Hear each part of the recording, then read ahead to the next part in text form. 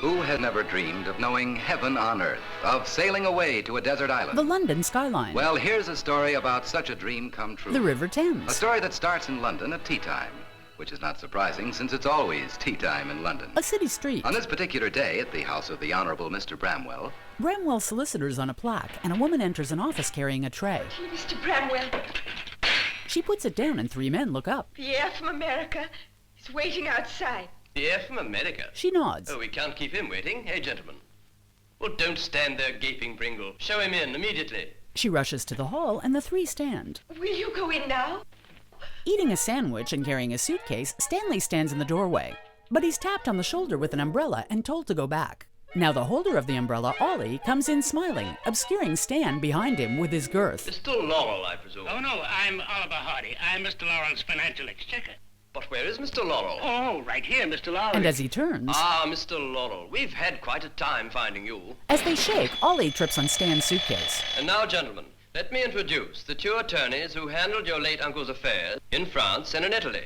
Mr. Hardy, Monsieur Bonnefoy, Mr. Laurel, Signor Poltrone. How do you do? They all shake. Signor Poltrone, Mr. Hardy, Monsieur Bonnefoy, Mr. Laurel. My name is Bramwell. Hardy shakes Laurel's hand away, Mr. Hardy. knocking off his hat, which he slams back onto Laurel's head to the lawyer's discomfort.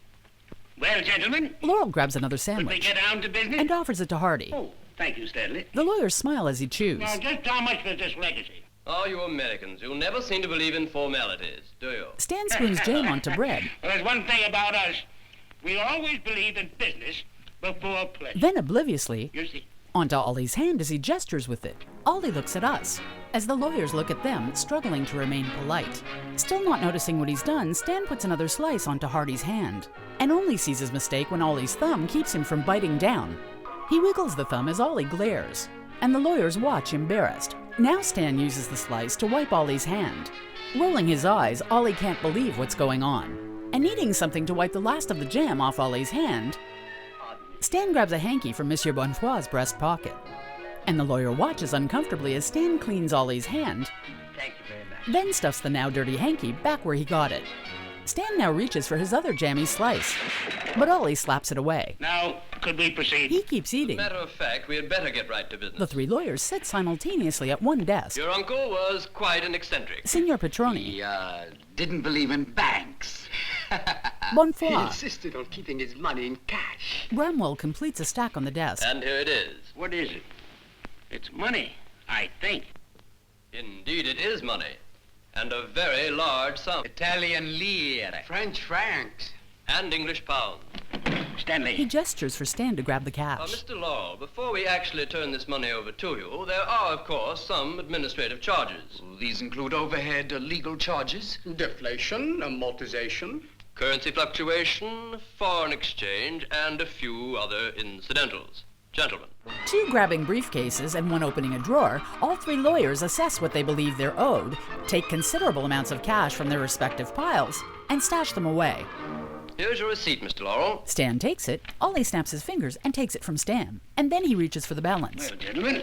My dear Mr. Hardy, there is another small item. Ollie stops reaching. What now? The taxes. To save you time, we've had them all figured out. Including, naturally, a slight fee for our services. These deductions represent income taxes, estate taxes, inheritance taxes, death taxes, and living taxes. And a few other plain taxes. Gentlemen, Bramwell opens his drawer and the other two men grab their cases again. And as Stan and Ollie watch, all three grab more cash and stuff it into them. When they're done, tiny piles of cash remain in front of each. Wish Uncle had left me the taxes. Is that all we get? Monsieur Bonnefoy. Oh, but you also get an island. An island? And a beautiful yacht. Petroni. A yacht. yes, the yacht is tied to a dock right here, see, in Marseille, France. On a globe. And the island is here, in the South Seas. Gee, that sounds wonderful, Ollie. Well, that sounds swell.